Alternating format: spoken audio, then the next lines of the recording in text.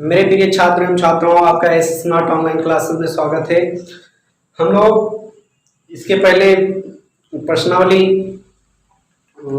13.1 पढ़ चुके थे, यानी कि जो हमारा था पृष्ठीय क्षेत्रफल और आयतन, उसमें उसको पढ़ना स्टार्ट किए थे। तो उसमें हम लोग एक अभ्यास पढ़ चुके थे। आज हम लोग उसी में दूसरा अभ्यास पढ़ने वाले हैं और अच्छे तरीके से समझने वाले हैं, जो हमारे बोर्ड परीक्षा यानी हाई स्कूल लेवल से जो काफ़ी इम्पोर्टेंट क्वेश्चन है उनको आज हम लोग हल कराएंगे, मतलब सॉल्व कराएंगे। और जो एनसीईआरटी बुक को एक हिसाब से हम लोग सॉल्व करा रहे हैं, तो उसमें से जो इम्पोर्टेंट है उसको भी सॉल्व कराएंगे।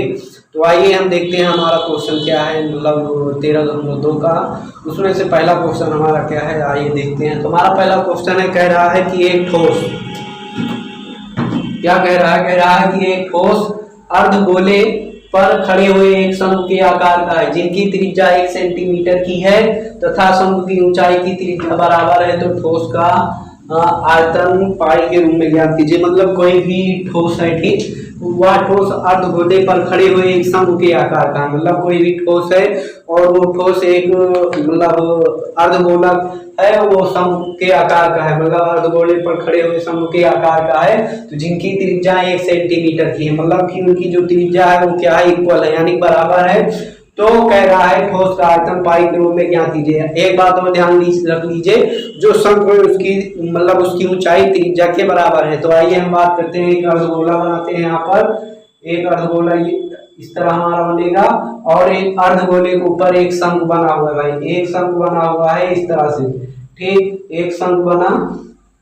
अब इसकी त्रिज्या कितनी है भाई, 1 सेंटीमीटर। इसकी त्रिज्या 1 सेंटीमीटर है, तो इसकी ऊंचाई कितनी होगी, 1 सेंटीमीटर, क्योंकि त्रिज्या और ऊंचाई दोनों की 1 सेंटीमीटर ही है। तो यहाँ पर ये हो गया भाई इसकी और ये हो गया। अब हम लोग क्या करेंगे, इसका आयतन निकालेंगे। तो हमको क्या पता हो गया, यहाँ सॉल्व करेंगे। दिया क्या गया है, दिया गया है कि दिया है, क्या दिया है उसको हम देखेंगे।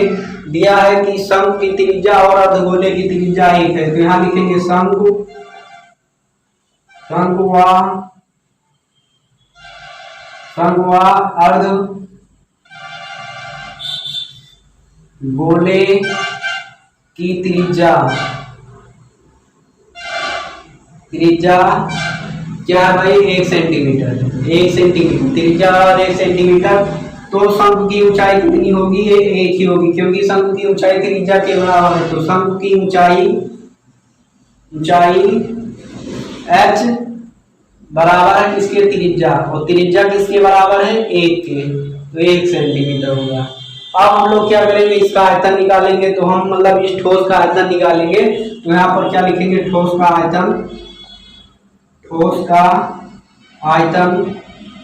बराबर क्या होगा, बराबर हो जाएगा भाई। यहाँ पर क्या होगा, इस अर्धगोले का आयतन लिखेंगे और शंकु का आयतन लिखेंगे। तो यहाँ लिखेंगे शंकु का आयतन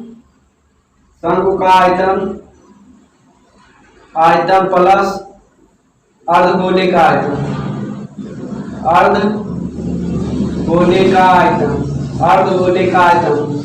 दोनों का आयतन लिखेंगे और हमें पाई के रूप में आंसर लाना है। तो इसका आयतन क्या होता है, 1/3 पाई आर स्क्वायर एच होता है, और इसका क्या होता है, 2/3 pi R cube. 2/3 pi R cube, मतलब इसका जो आयतन वाला फार्मूला होता है 2/3 पाई आर क्यूब होता है, और इसका क्या होता है 1/3 पाई आर स्क्वायर। अब हम त्रिज्या रखेंगे, क्या है 1/3 पाई को पाई ही रहने देंगे। यहाँ पर एक का मान आर का मान 1 ही है और एच का मान 1 भी है, प्लस 2/3 पाई एक आर का मान 1 है। तो यहाँ पर क्या हो जाएगा, 1/3 पाई 1 हो जाएगा। 1 एकम 1, मतलब 1 का मल्टीप्लाई करेंगे 1 ही आएगा, गुणा करेंगे, प्लस ये 2/3 1 का चाहे जितनी बार गुणा करें 1 ही आएगा, यानी 2/3 पाई। इसको हल करेंगे सॉल्व। तो यहाँ पर देखिए हर हमारा क्या है, 1 है, तो हम इसको ऐसे ही जोड़ लेंगे। तो 2 पाई 1, ये 3 पाई हो गया, 3 पाई बटे क्या हो गया, 3 से 3 कट गया, कितना आ गया, पाई। तो हम अगर बात करें ठोस का आयतन क्या आ गया, पाई। यहाँ पर लिखेंगे ठोस का आयतन बराबर क्या हो गया, पाई, ठीक, सेंटीमीटर क्यूब। ठोस का आयतन क्या आ गया, पाई सेंटीमीटर क्यूब। बात समझ में आ गई हो तो आप लोग क्या करिए, थम्स अप कर दीजिए। और हम चलते हैं अगले क्वेश्चन की ओर। हमारा अगला क्वेश्चन और बढ़िया है और अच्छा सा है। देखिए, हाँ आप लोग ये चित्र पहले बना लीजिएगा और चित्र बनाने के बाद आपको कॉन्सेप्ट हर एक कॉन्सेप्ट क्लियर हो जाएगा। चित्र के ही आधार पर इसके सारे के सारे क्वेश्चन सॉल्व होंगे।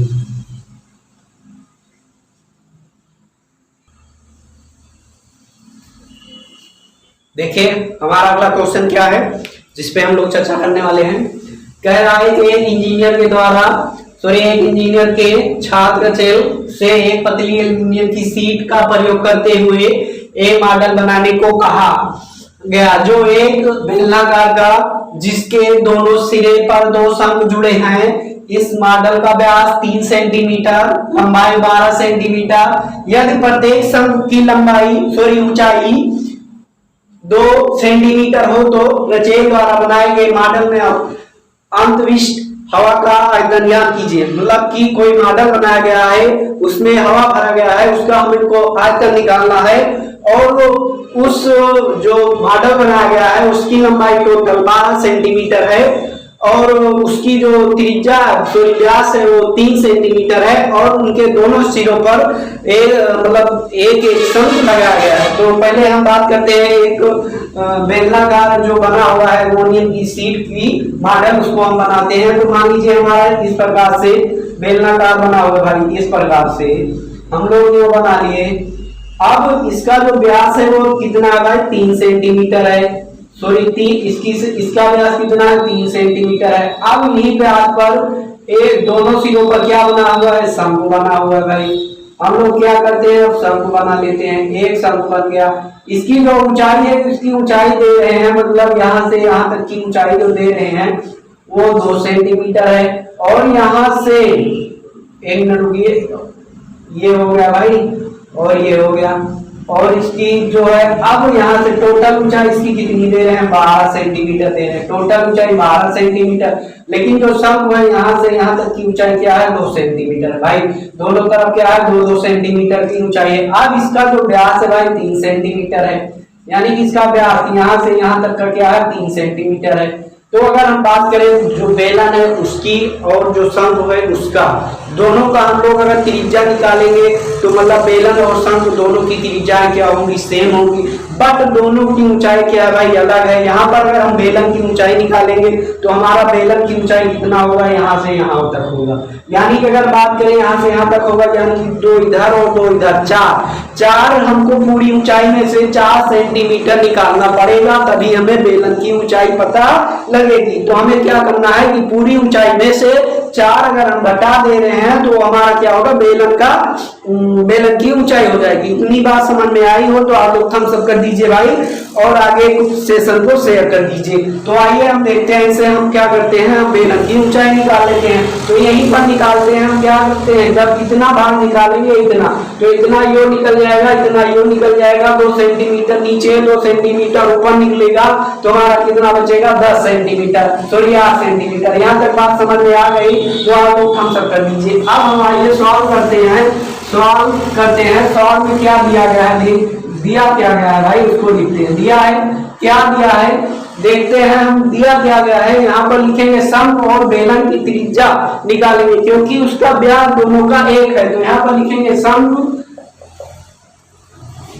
व बेलन की त्रिज्या क्या होगी भाई? व्यास की आधी होगी, तो व्यास कितना? 3 बटे क्या होगा? 2 सेंटीमीटर, यानी दोनों की त्रिज्या क्या होगी? 2 सेंटीमीटर। 3 बटे 2 सेंटीमीटर, यानी कि आत्मान क्या होगा? 3 बटे 2 सेंटीमीटर। अब हम निकालेंगे शंकु का ऊंचाई, यहाँ मतलब लिखा क्या गया है, सॉरी बेलन की ऊंचाई लिख लेते हैं, फिर उसके बाद शंकु की ऊंचाई। बेलन की ऊंचाई h बराबर क्या है भाई? 8 सेंटीमीटर। और उसके बाद शंकु की ऊंचाई हम लिख लेते हैं, शंकु की ऊंचाई h1 मान लेंगे क्या है? 2 सेंटीमीटर। अब हमें क्या करना है, इस पूरे का क्षेत्रफल, सॉरी पूरे का आयतन निकालना है। मतलब जो ठोस बना हुआ है इस पूरे का क्या निकालना है? हमको आयतन निकालना है। तो इसका हम क्या करेंगे? मॉडल का आयतन निकालेंगे। तो यहाँ पर मॉडल में अंतरिक्ष हवा का आयतन बराबर क्या होगा? यहाँ पर लिखेंगे मॉडल में अंतरिक्ष हवा का आयतन बराबर, आयतन बराबर हमारा क्या होगा, आयतन बराबर क्या होगा, शंकु का आयतन। देखिए दो शंख है तो दो लिखेंगे, 2 गुणे शंकु का आयतन, आयतन प्लस क्या होगा, शंकु का आयतन, आयतन प्लस बेलन का आयतन, क्या होगा, बेलन का आयतन। अब यहाँ पर हम दोनों का फार्मूला लिखते हैं। 2 गुणे क्या होगा, शंकु का आयतन क्या होता है 1/3 पाई आर स्क्वायर एच, और यहाँ पर बेलन का क्या होगा पाई आर स्क्वायर एच।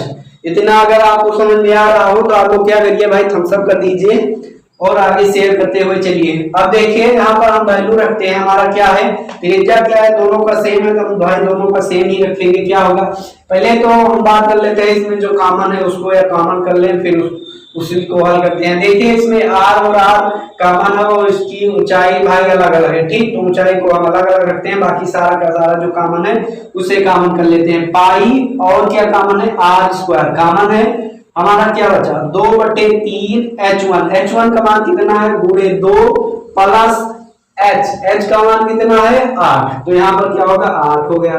अब इसे हम सॉल्व करते हैं तो यहाँ पाई का मान पाई रहने देंगे, आर का मान कितना है 3/2 का स्क्वायर, ठीक, 3/2 का होल स्क्वायर हो जाएगा। और यहाँ पर हम सॉल्व करेंगे 2 दूना 4/3 प्लस 8, इसका बटे 1 करेंगे और इसे हम क्या करेंगे सॉल्व करेंगे। यहाँ पर मान हल करेंगे, क्या होगा पाई का मान क्या हो जाएगा 22/7 हो जाएगा, और उसके बाद यहाँ पर 3 त्रिका 9 हो गया बटे 2 दूना 4। ओके, अब इसके बाद हम हल कर लेते हैं, 8 त्रिक 24, 24 4 28, यहाँ पर क्या हो गया गुणे 28 बटे क्या हो जाएगा 3 एकम 3। यहाँ तक बात समझ में आई, यानी इससे गुणा करें तो 8 त्रिक 24 हो गया, 24 में 4 जोड़ लिए 28/3। यहाँ तक समझ में आया।